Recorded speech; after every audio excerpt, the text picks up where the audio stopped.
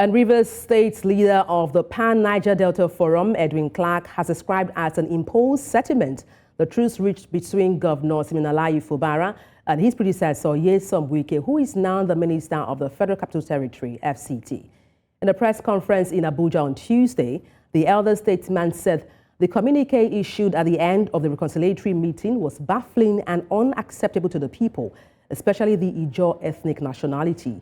After weeks of political tsunami in Rivers, the president on Monday met with Wike-Fubara and other political gladiators in the state at the Aso Villa in Abuja. Rivers State has been embroiled in a crisis in the last 3 months, with the State House of Assembly serving as the boxing ring. And to talk about these, I'm being joined live on the news by the former special assistant to the governor, that's to Governor Wike on media and publicity, Unko Taria. Good morning. Glad to... Okay. Good afternoon. Glad to have you join me. Thank you. Good afternoon. Now, what's your reaction to the peace deal brokered by President Bola Tinubu between Siminalayi Fubara and his predecessor, Nyesom Wike?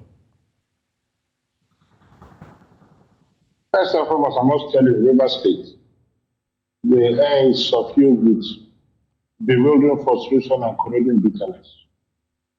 And the so-called peace can then best be described as peace of the graveyard.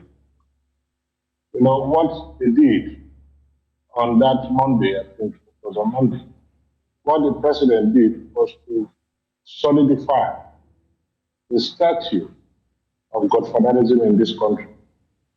If you take a cursory look, or even an article look at the so-called document, which is not binding, the so-called document that they all sent it, you realize that it was a one-sided, and that even before that meeting, they had already agreed. Everything was premeditated. It wasn't as if it was a discussion where accommodation was reached. Everything was premeditated. And it just worked in the other side. From those, the signatories, to the attendees, to everything that happened. You agree with me that everything was well architectured by former Governor Nyesom Wike and being ratified by Tinubu, probably because the APC members defected and the PDP members defected to the APC. And this was a substitute, another way of ensuring that APC controls the state, the River State, the university. And that, to a very large extent, they must have ingratiated themselves to the president, who is quite elated, obviously from what happened with that defection. But then let's just take the issues on that advice. It is stripping the governor of his powers. He probably ascended. This is what I call political bludgeoning and the theater of tyranny with a crazy spin of lunacy. He was probably cajoled or forced into capitulation, which is an inherent thing. Because when a problem is, a conflict is managed, it has a tendency to rear its ugly head again. But if a conflict is resolved, then you can be rest assured that there will be a rehash. In this particular case, the conflict was more or less managed. And I'm trying to use a better word for it. Mr. Unko, if I may just quickly chip in, because I still have a couple of questions for you.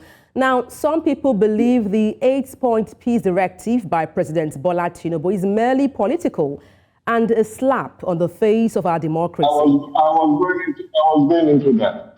I just told you, I said, it is not a vote. First and foremost, you have the National Assembly members who are defected.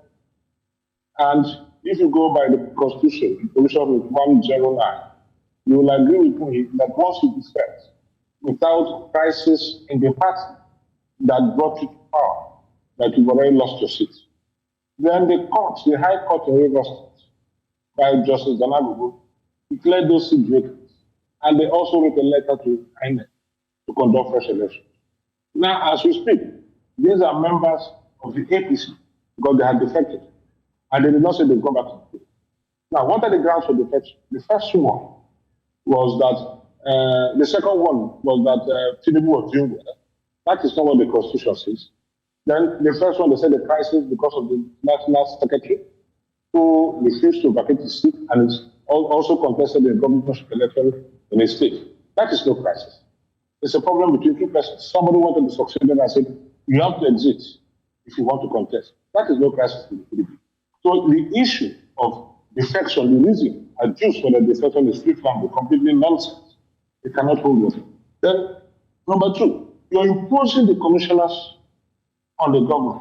These are commissioners that resign. So in other words, you're saying the governor has no power to appoint these commissioners. That's very risky. Because those same commissioners resign voluntarily, and they say for personal reasons, and the governor has a right. It is within his right to appoint his commissioners.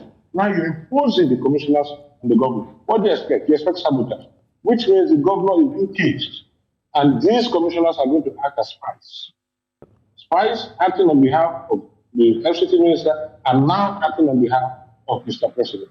Then what is this other one about the issue of the impeachment they're talking about? On what grounds you're impeaching? The impeachment was not going to fly. Because on what grounds? Yes, you have the right as the assembly members to impeach, but on what grounds any impeach?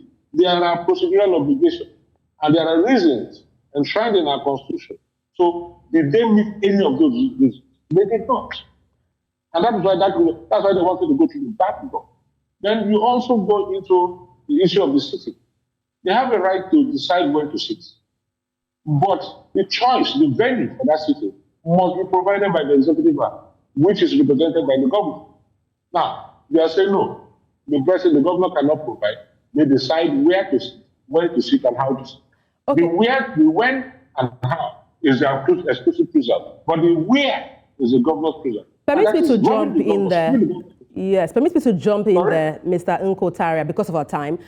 Chief Edwin Clark has stated that members of the Ijaw ethnic group are prepared to go to court to challenge Tinubu's peace deal.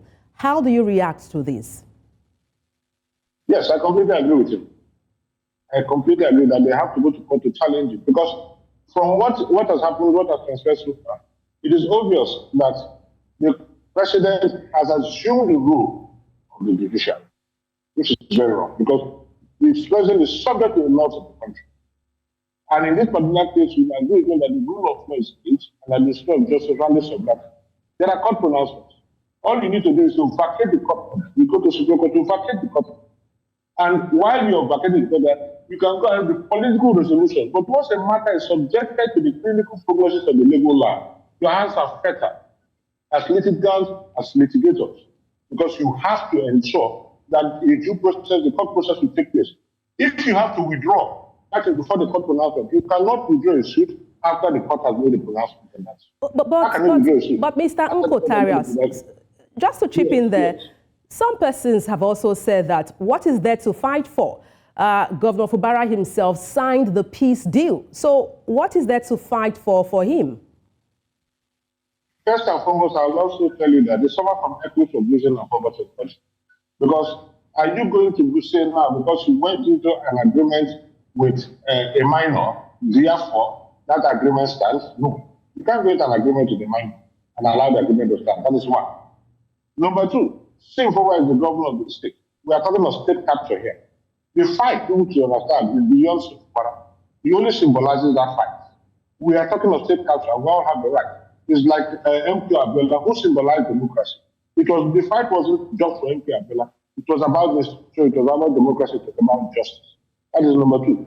Number three, even the Nyesom Wike himself. If you agree with me, if you look at the whole thing, how many persons were there on the year? Even the so-called speaker, as recognized by the court, was not even there to sign. But the other speaker that was removed was the one that was there to sign. So you can see the whole thing was orchestrated and skewed in the favor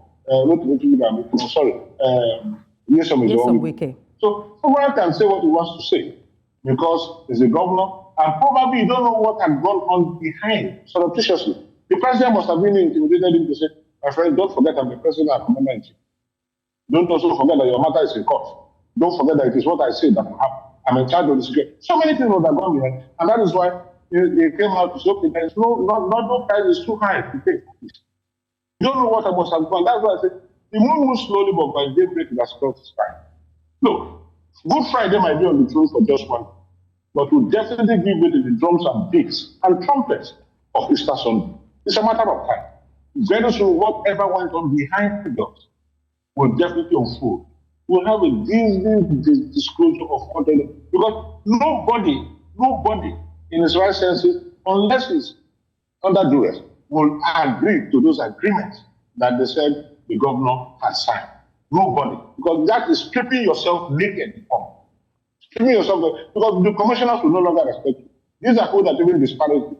There was even a particular commissioner that even questioned Fubara and all that. For the use of force, I questioned it. If you had sought clearance from Nyesom Wike, it happened even before the crisis escalated.